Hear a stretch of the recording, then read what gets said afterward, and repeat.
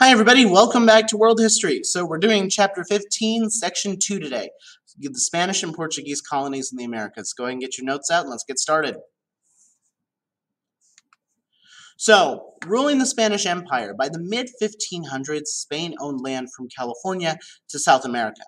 This land would be broken up into four primary provinces. The King of Spain would then set up the Council of Indies to pass laws for the colonies. He'd also appoint viceroys, or representatives to rule for the king in each province. Think essentially the equivalent of a governor today here in the United States, where each state has a governor that rules. Well, not necessarily, but they oversee the day-to-day stuff. The viceroy essentially filled that same function. One of the other big things that was happening at the same time was a expansion of Christianity.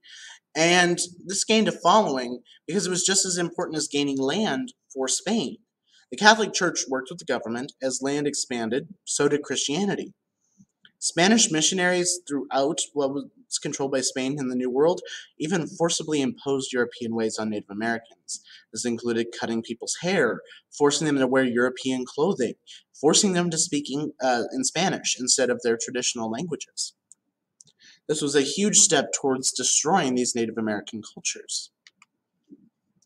Another big thing we have to wrestle with is the idea of Encomienda, or a system of forced labor used by the Spanish on Native Americans. Natives had to work under brutal conditions if they could not pay tribute, and tribute is things like your crops, your gold, anything of value. Things like disease, starvation, and cruel treatment led to a decline in the native population. If they resisted, they were killed. Encomienda was not something you wanted to mess around with. And after a while, Bartolome de las Casas, a pope, essentially, urged colonists to import workers from Africa, saying, let's bring in slaves. They're even lower on the pole of what is a human. Let's make them work. He also believed that Africans were immune to diseases in the colonies, things like smallpox and other diseases that had been major problems for Europe about 300 years prior to this, but were having an even bigger impact nowadays, well, at this point in history, on the Native American populations. He also felt that these African workers were skilled in mining, farming, and metalworking.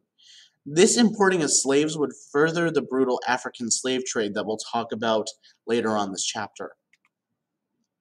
Now, prodded by the work of Las Casas, Spain passed the new laws of the Indies in 1542. It forbade the enslavement and abuse of Native Americans. So it ended the Encomienda. It's done. It's gone. However, as is the problem when you have a colony in a different hemisphere, Spain was too far away to enforce it. So many Native Americans actually were forced to become peons to pay off debts owed to Spaniards that were already in the New World. So really, Encomienda was gone. Sure, that's great. But the Native Americans were not escaping this cycle of poverty. They were still going to be forced to work for these Spaniards to pay off these debts that they may not in all actuality owe. Spanish culture dominated the cities of the colonies, and however, there was a blending of diverse traditions that changed people's lives. We start to see a blending of Spanish and these native cultures into a new culture. New settlers learned Native American ways of building and boating, things like canoes, and in return, the Europeans would teach their religion to the natives. Again, still, some places they'd be forced into it, but that wasn't the case all over the New World. Now, just like any other society, this one's going to be a layered society. Now, hold on.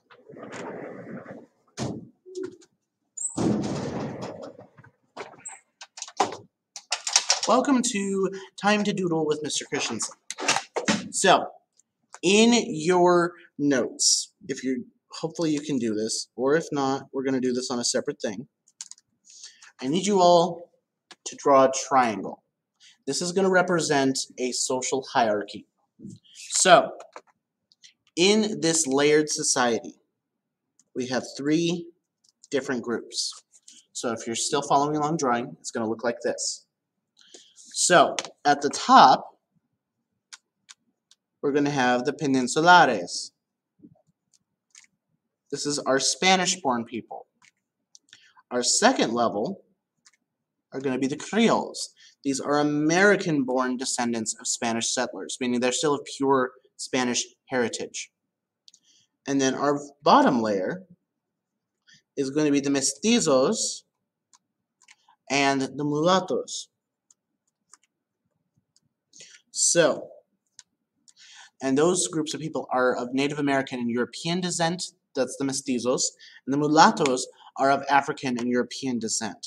So your triangle should look something like this. So you have your peninsulares up at the top, your Creoles in the middle, and then your mestizos and mulattoes at the bottom. This is probably one of the easiest ways to remember societal breakdowns is with this triangle method. So, along with this, they massively emphasized education. Colonies would build universities to meet the church's needs for educated priests. And by 1551, the University of Mexico will be established. There were 12 Spanish-American universities in the Western Hemisphere that were educating men before Harvard was established here in North America in 1636. And women who wanted education would join a convent, although unfortunately the only thing they'd usually learn was poetry. So let's talk about beyond the Spanish Empire.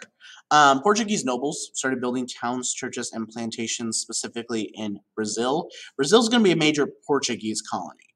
And just like the Spanish, the Portuguese forced the Indians to leave. And they essentially had a giant bit of control over the Western Hemisphere, to the point the French, English, and Dutch resented Spain and Portugal. They began sending pirates and privateers after the treasure ships that would leave the Americas to try and steal the gold for themselves. So really, this is the age of the pirates. So if you like that part of history, you're going to love this. So that's actually it for notes for today. Your assignment is going to be the Chapter 15 map, which is on paper. So I will see you all next time. Bye, everyone.